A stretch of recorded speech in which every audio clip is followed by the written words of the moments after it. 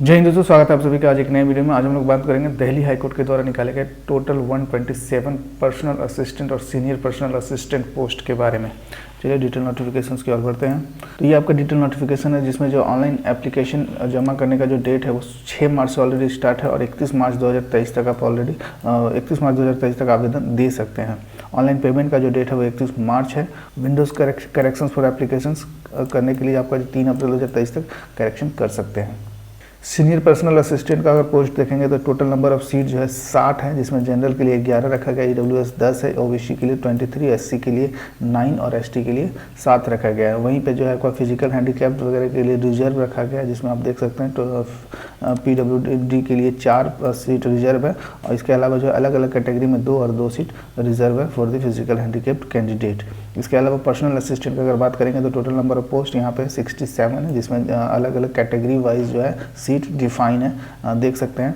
अगर लेवल का बात करें, पे लेवल का बात करेंगे तो group B post gazetted post में रखा गया आपका सीनियर पर्सनल असिस्टेंट को और 8th लेवल में रखा गया 7 CPC मैट्रिक्स पे मैट्रिक्स जो चल रहा है अभी 7 CPC का लेवल 8 में इसका पेमेंट बनेगा। वहीं पे आप अगर आपका देखेंगे इसको पर्सनल असिस्टेंट को तो लेवल 7 में इसका पेमेंट को रखा गया है, जिसका 4600 ग्रेड पे बनता है लेवल 7 का, और लेवल 8 का जो ग्रेड पे बनता है वो आपका 4800 का ग्रेड पे लेवल 8 का बनता है। तो ये था आपका पेमेंट और सीट।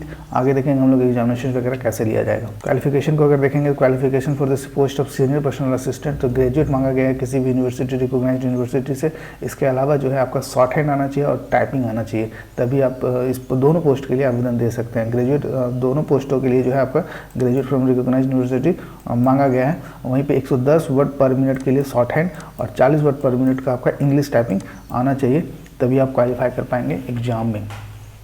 तो ये था आपका क्वालिफिकेशन दोनों पोस्ट के लिए। एज लिमिट को अगर देखेंगे तो 18 से 32 साल एज रखा गया फॉर जनरल कैटेगरी कैंडिडेट के लिए। वहीं ओबीसी को 3 साल छूट दिया गया और एससी एसटी कैंडिडेट को 5 साल का छूट दिया गया है। यानी कि अगर ओबीसी कैटेगरी से आप बिलोंग करते हैं तो 35 ईयर्स तक आप आवेदन दे सकते हैं और एससी एसटी कैंडिडेट से बिलोंग करते हैं तो 37 ईयर तक आप आवेदन दे सकते हैं। इसके अलावा जो है फिजिकल हैंडीकैप्ड के लिए 10 साल फॉर द जनरल और ईडब्ल्यूएस कैंडिडेट के लिए, और ओबीसी के लिए 13 years and SC ST candidate के लिए 15 ईयर्स एज रिलैक्सेशन दिया गया है। ये अलग अलग कैटेगरी में आपका एज रिलैक्सेशन है।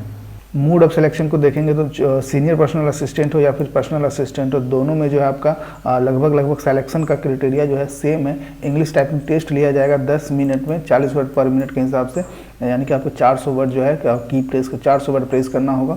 और इसमें जो आपका मिस्टेक परमिसिबल है वो 3% मिस्टेक आपका परमिशिबल है, और 3% से ज़्यादा अगर करते तो डिस्क्वालीफाई हो जाएंगे। स्टेज 2 में देखेंगे तो ये इंग्लिश शॉर्ट हैंड टेस्ट लिया जाएगा, जिसमें 110 वर्ड पर मिनट का आपका स्पीड मांगा गया है और टोटल मार्क्स जो इसका रखा गया है वो 100 मार्क्स रखा गया है।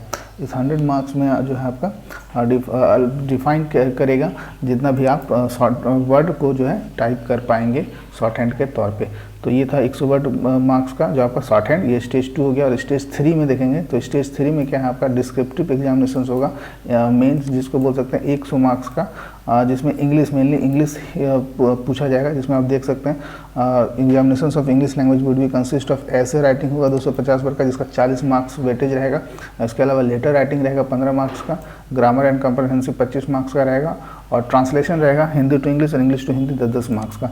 तो ये टोटल 100 मार्क्स का आपका इंग्लिश पेपर रहेगा, जो कि टाइमिंग आपका 120 मिनट यानी कि 2 घंटा दिया गया है। और स्टेज 4 में देखेंगे तो 20 मार्क्स का जो है कि पर्सनल इंटरव्यू रहेगा, जिसमें जनरल कैटेगरी के लिए 10 मार्क्स लाना अनिवार्य होगा, तभी आप क्वालिफाई कर पाएंगे इंटरव्यू में। और इसके अलावा जो भी फिजिकल हैंडीकैप्ड कैंडिडेट है वो 9 मार्क्स कंसीडर किया गया है इंटरव्यू के लिए।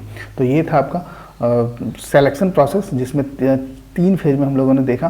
पहला फेज में जो है आपका इंग्लिश टाइपिंग होगा, दूसरा फेज में जो है आपका शॉर्ट हैंड टेस्ट होगा, और थर्ड फेज में जो है इंग्लिश का पेपर होगा 100 मार्क्स का, और 4th फेज में जो है आपका पर्सनल इंटरव्यू होगा। फिर जाकर फाइनल मेरिट लिस्ट तैयार किया जाएगा। इसके अलावा जो है दूसरा पोस्ट जो है पर्सनल असिस्टेंट का अगर देखेंगे तो पर्सनल असिस्टेंट में भी सेम कैटेगरी है। पहला टाइपिंग टेस्ट होगा, दूसरा आपका शॉर्ट हैंड होगा, तीसरा जो है आपका 100 मार्क्स का इंग्लिश टेस्ट होगा, जिसमें जो आपका सिलेबस रखा गया बिल्कुल सेम है।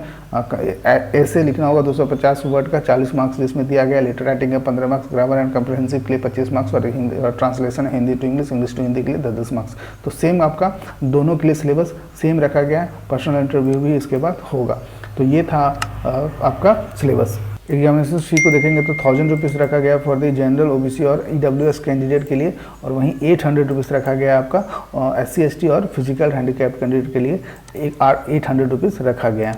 तो ये आपका एग्जामिनेशन फ़ी हो गया। अप्लाई करने के लिए जो है हाउ टू अप्लाई में देखेंगे तो delhihighcourt.nic.in ये ऑफिशियल वेबसाइट है, लिंक डिस्क्रिप्शन में डाला हुआ, यहाँ पे जाकर आप अप्लाई कर सकते हैं, या फिर NTA का जो वेबसाइट है recruitment.nt.nic.in, इन दोनों वेबसाइट पर जाकर आप आवेदन कर सकते हैं।